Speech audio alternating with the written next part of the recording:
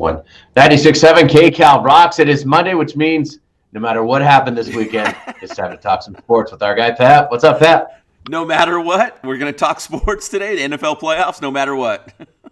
That is a man whose team did not do so well this weekend in the super wild card weekend. Congratulations to the Rams. They deserve it. Patrick, at least, this is why they play the games. I know it sounds so cliche. This is why they play the games. Because going into this Rams versus Seahawks divisional wild card game, listen, the Rams are going on the road.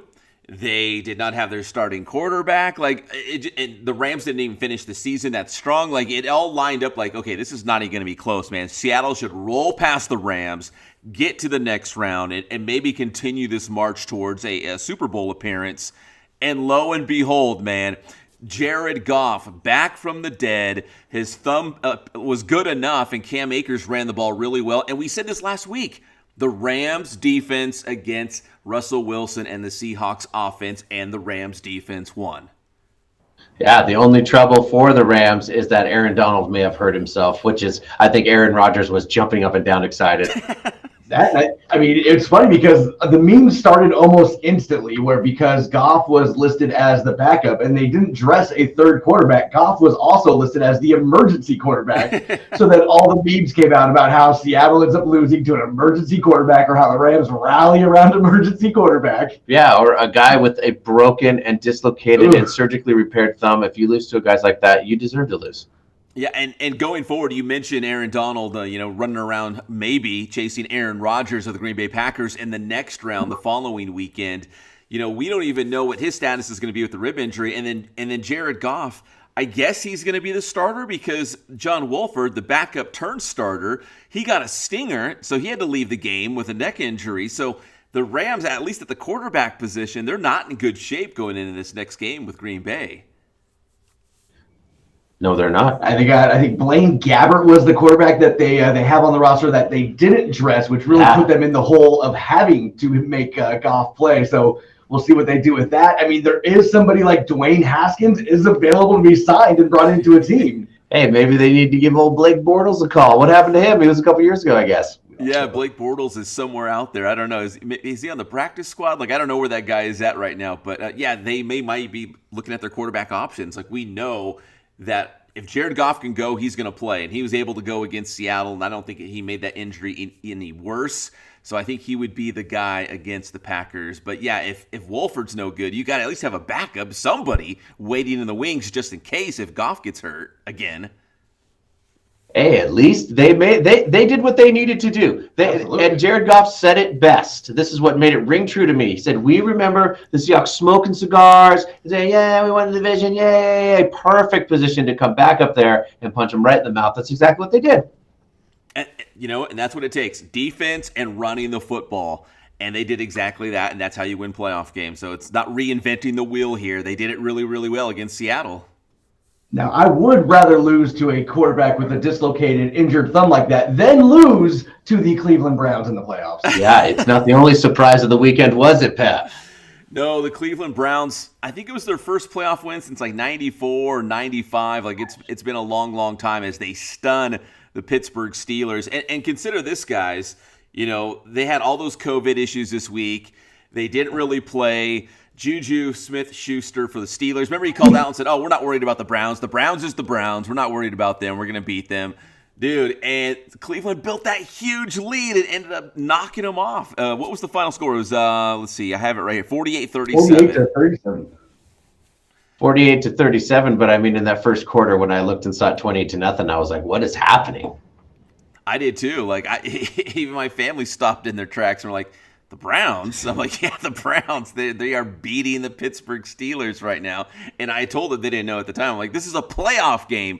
They just played the previous week. They're playing again, division rivals. And I don't know I didn't know what was going on. The Browns building a big lead on the road in Pittsburgh. They weren't supposed to be doing that.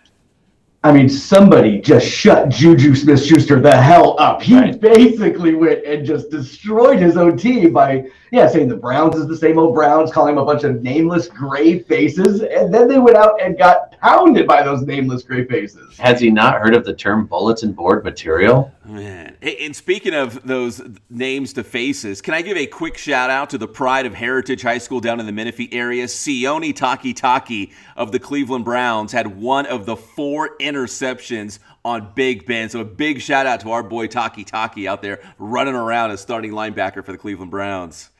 Killing it as a nameless gray face over there in Cleveland. Yeah, I love it.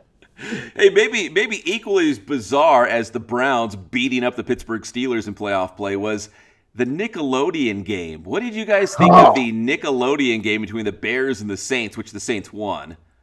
I honestly did not know what was happening until they mentioned it on the broadcast, and so I flipped over to it. And my younger child especially, he really liked it because he could kind of not really focus in on football. And my oldest child didn't hate it either.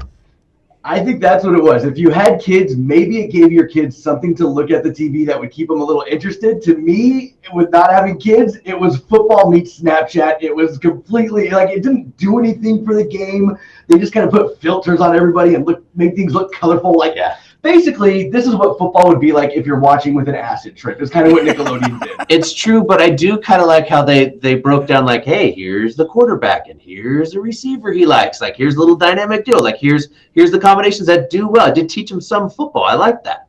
Yeah, I get why they did it. I'm just a little surprised they did it for a playoff game. Like, if they did like an exhibition game or maybe like the London game, which is usually like the Jaguars against the Lions or some, rubbish game like that. But it was like a playoff game.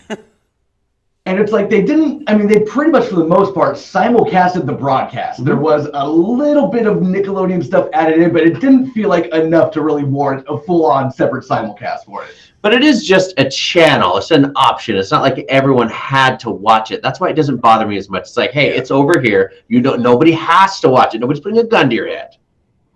And my favorite part of it all was actually after the game when Sean Payton, the head coach of the Saints, he got slimed. He said, hey, this is Sean Payton, and they dumped all the green slime, total Nickelodeon style, kind of like the Gatorade bath, I guess, for the winter, but it was Nickelodeon slime at the end. Double Dare style. Yes. This man is a playoff winning coach. Why are we doing this? Yeah. On the children. What is that contract or that agreement looks like going into that playoff game? Hey, guys.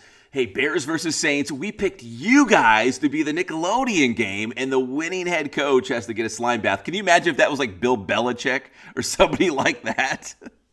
He's got to go now face Tom Brady and the Tampa Bay Buccaneers in one of the biggest playoff games of his career. Oh, but before you do that, sir, we need you to go sit down here on the floor and get slimed. What sales guy pulled that off? Oh man, it was cool. I don't know how if they're gonna do this again, duplicate it somewhere down the road, but it was fun for the one time being. But the Bears and the Saints. And speaking of the Saints, you guys mentioned it. Saints and Tampa Bay, division rivals, going head to head for a third time this year when they meet in the next round of the playoffs in the divisional round. And guys, the Saints beat the Bucs twice during the regular season. In fact, the last time they played, they beat them down. It was like 38-3. That makes me think that the Bucs are going to win. They say they're due. They might have their number. Everybody, we're to the point now where I think all the teams are really looking good. And whether or not the Rams could show up or not kind of is the one big question mark. Yeah, I think I love the playoffs, but I think the divisional round, when you get down to like the Final Four, I love those games because they're really toss-ups. Like all these games that we have coming up this Saturday and Sunday are going to be battles. I think even, dare I say it, the Browns at the Chiefs, I think the Browns might be able to give them some problems. I think the team over there to look out for is Mr. Lamar Jackson. I mean, they got their revenge on Tennessee. Dude, that's exactly what I'm saying, man. Like all of these games, they could go either way. That's why I love these playoff games, especially the divisional round. So great matchups, and it's going to be so close in terms of who's going to advance and get one game closer to the Super Bowl. And hoping another game is going to be close that we don't even have to wait till next weekend for. Tonight, the national championship's going down. Yeah, Alabama and Ohio State, I think it should be close. I thought, even going back to the semifinals, that Clemson was going to beat Ohio State, and Ohio State looks so dominant. So that kind of changed my mind about the Buckeyes, that I think Ohio State-Alabama could be a close game tonight. I think so. How bad is the injury to Justin Fields? I think that's going to be a big key part because Ohio State, that's their quarterback. They need him to play lights out, and he got drilled in his hip. I think he's got a really bad hip pointer. And even a couple weeks, He needs to be at full strength if Ohio has a chance against the mighty Alabama. Because this is the best Alabama team I've ever seen. Normally, they can just kind of run the ball, and their defense is so good. This is the first offense that actually kicks some ass for Alabama. So good, Sarkisian got a job out of it. Yeah, isn't that scary? All those great Alabama teams we've seen in the last decade or so, and this might be their best. Like, this is one of the best teams they've had. Well, and you're seeing an Ohio State team that is playing for a national championship after only winning 7 games, only playing 7 games. So, I mean, you could say they're rested. You could say, you could spin that any which way you want. Hopefully, it's at least a close game tonight. Pep, before we get you out of here, can we give you your pick? What's your pick? Ohio State, Alabama? You want to score? I'm going to go Alabama. I know that's the easy pick. I'll go 38-23 is what I'm feeling right now. 40? I want to see Ohio State shock the world. At this point, 2021 seems to just be 2020.2. So let's just keep shocking the world. I like that. Ohio State 21 to Alabama 20. Oh, and that my will goodness. be your final score. Pep, tell me how to get your stuff. You guys are nuts. Inland Sports all over social media. We got the YouTube channel as well. That's Inland Sports, interviewing local athletes and coaches.